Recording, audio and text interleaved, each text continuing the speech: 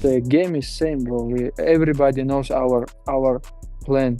Yep. I just take down my opponents, hold them there, make them tired, and try to finish him there. Oh, I still improve. I bring some of the coach for the like boxing. Like I like to change some things, but not like change all the game. But I also have good striking, good wrestling, good grappling. But I love to improve.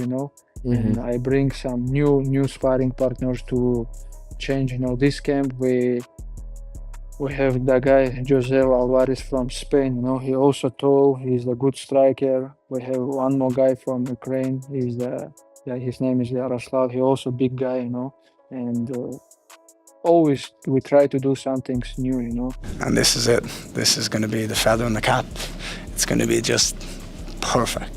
The future is inevitable, and on Saturday night, I'm going to beat Islam Makhachev and become the champion of the world. Islam Makhachev and Ian Garry finally stood face to face, and the tension was absolutely explosive. Two elite welterweights, one title, and a stare down that just made UFC 330 feel real.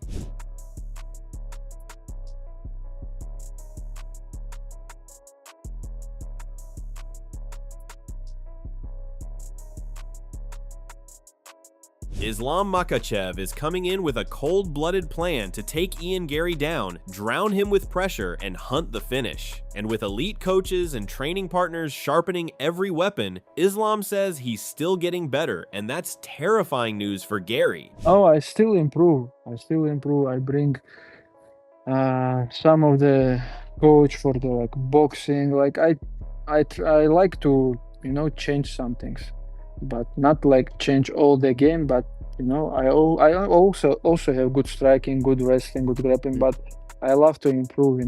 And I bring some new sparring partners to change. This camp we have the guy Jose Alvarez from Spain. He also tall. He's a good striker. We have one more guy from Ukraine. His name is Yaroslav. He also big guy.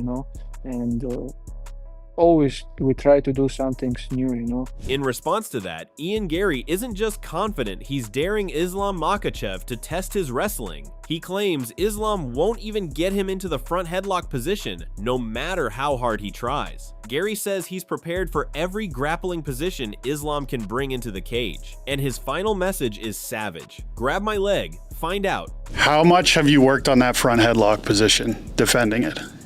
He's not going to get me there. He's not even going to get you there at that point. Chance. No. His front headlock? No way. He's not going to.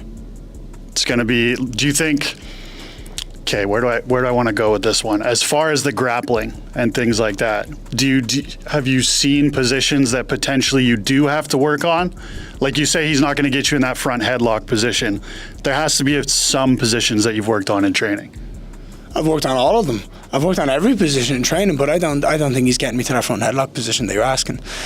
He can grab my leg all he wants. I'm not going to stop him. Grab it. Find out. However, Ian Garry is walking into UFC 330 with zero fear and absolute conviction. He says Islam Makhachev is the #1 pound-for-pound fighter, making him the perfect test for Garry's greatness. Garry believes his intelligence, focus, and skill will expose Islam like never before. And Saturday night, he vows to prove to the world why he's the best fighter on the planet. Too intelligent, too focused. I'm too good at what I do. Saturday night when I fight Islam Makhachev, who's the #1 pound-for-pound fighter on the planet right now, he is going to be my example to the world that why I'm the best fighter walking the earth.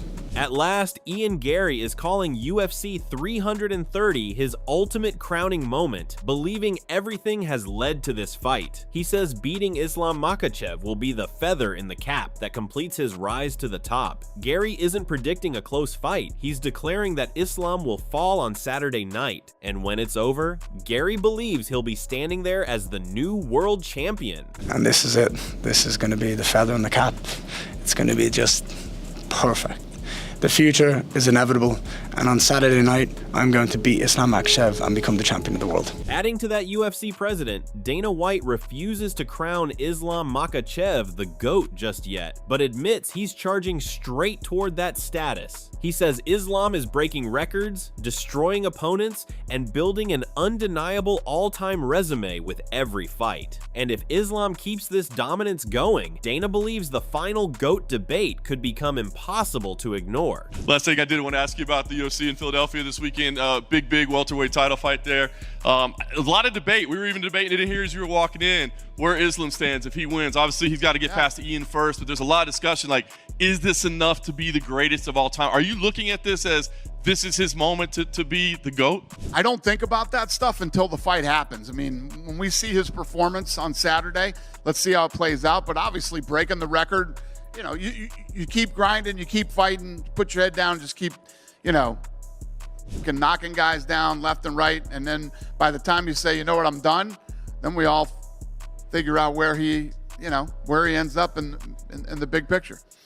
But he's on the right path, that's for sure. Tim Welch says Ian Garry's long-range striking could give Islam Makhachev serious problems. He expects Garry to bounce, stay out of range, and constantly attack from the end of his punches. But Welch warns that once Islam closes the distance and gets Garry down, the danger level changes completely. Garry can control the distance, but if Islam gets his hands on him, he could be in big trouble. This one, Gary's striking's going to give him problems. He's going to, because Ian Garry's not going to come out there and he's not going to commit. He's not going to try to knock him out right away. He's going to try to use his footwork similar to when he fought Neil Magny, bouncing around, staying out of range. Now, it's hard for Islam to take people down when they're 4-5 feet away, long, and they're pecking you at the end of their punches. But I tell you what, if Islam does get him down, we might be in trouble. However, Welch says this matchup changes because Islam is a southpaw, forcing Ian Garry to deal with a completely different look. He expects Garry to rely on teeps, knee attacks, and hidden head kicks to keep Islam guessing, but Welch warns Garry may only escape Islam's takedowns once or twice before getting trapped underneath him. Once Islam gets on top and reaches half guard, Welch believes Garry could be stuck there for the rest of the round. It's going to be a little bit different of a match just because Islam is a southpaw. We're going to see a lot of Ian Garry trying to stab teeps, trying to point his knee and really hide head kicks, but it's going to come down to Ian Garry is going to have to stuff these shots because he was able to get up on Shavkat. He might be able to get up once or twice just because of his size and his length, but it's going to be hard for him to get up and get from Islam Makhachev. Islam's so strong. He's a black belt on top. If he gets on top of you, if he gets on half guard, you're probably going to be stuck there the rest of the round. Welch admits this is a massive test for Islam because he has never faced someone with Ian Garry's size and stature at 170 pounds. But he warns Garry that Islam is now a fully developed welterweight, making his physical strength a major problem. Welch says height and footwork will be critical, with Garry's unpredictable movement and vicious teeps giving him a chance. Still, against the pound-for-pound king Islam Makhachev, Welch believes Garry is in for a long, brutal night. I'm fired up. This is a tricky one because Islam has never fought somebody with this stature. But again, the first fight back for Islam for 170 fought Jack Maddalene. You saw how big he looked. He did not look like a small welterweight. Now he's had these months to put on real size and turn into a real welterweight. I'm nervous. I'm nervous for Ian Garry. Ian Garry's gonna have to have an answer. Ian Garry's footwork is so good. You don't know if he's really going left. You don't know if he's going right. When he does stand there stationary, he's trying to stomp your knee. He's bringing teeps up the middle. The twos to the gut, the punches to the gut's gonna help. But again, you're dealing with the pound for pound greatest right now, Islam Makhachev. From a different perspective, UFC strawweight champion Gillian Robertson is backing Islam Makhachev's dominance, and she doesn't see an easy path for Ian Garry. She says Islam is simply too dominant right now to bet against him. According to Robertson, Garry has very limited options to pull off the upset. The message is brutal. Islam's pressure and dominance could leave Garry with nowhere to escape. I think it's hard to count on Islam right now. He's just so dominant. I don't see Ian having having a lot of options to winning that one. Former UFC champion Michal Bisping's final assessment is straightforward. Islam Makhachev doesn't match Ian Garry's striking ability on the feet, which could push the champion to rely heavily on his grappling. Garry's speed, reach, movement, and accuracy make him a serious threat in the stand-up exchanges. If Islam struggles to get inside and secure the takedown, Garry could punish him every moment they remain on the feet. I don't think Islam Makhachev would do that. I don't think he needs to do that. Certainly not. And let's be honest, his striking isn't as good. It's not as good as Ian Garry's. That's where he's going to try and take him down. And it's certainly not as good as a professional boxer, okay? Wrapping it up, Daniel Cormier also sees Ian Garry's size, mobility, and endurance as major problems for Islam Makhachev. He believes Islam's team fully understands the danger of this matchup, which may explain why they're trying to draw Garry into fighting emotionally. According to DC, if Garry stays disciplined and follows his strategy, Islam could be dragged into one of the toughest fights of his career. So Islam almost trying to challenge his ego to make him fight the fight that would suit him. It's obviously smart on Islam's behalf, because at the end of the day, I believe and I think that Islam's team would be smart enough to understand that this is gonna be a very difficult fight, or has the potential to be a very difficult fight. Because through it all, right, Garry is a very big guy for the weight class, very tall, very agile, and can move around for 25 minutes if need be, which could cause issues for Islam. He'll be a shorter fighter in the octagon this time, and Garry won't be stationary standing in front of him.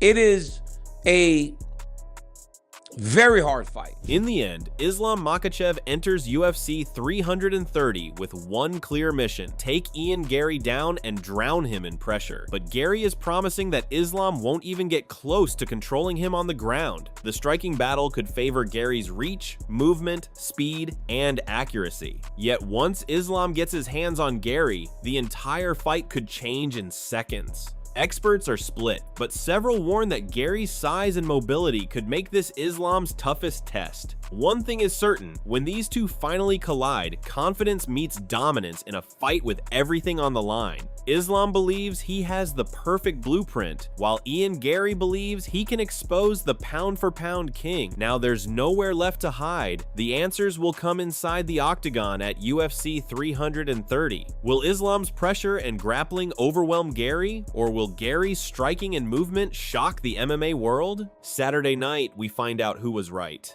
If you're hyped for Islam Makhachev versus Ian Garry, smash that like button and share this video. Subscribe now and turn on notifications for all the latest UFC 330 updates and fight breakdowns.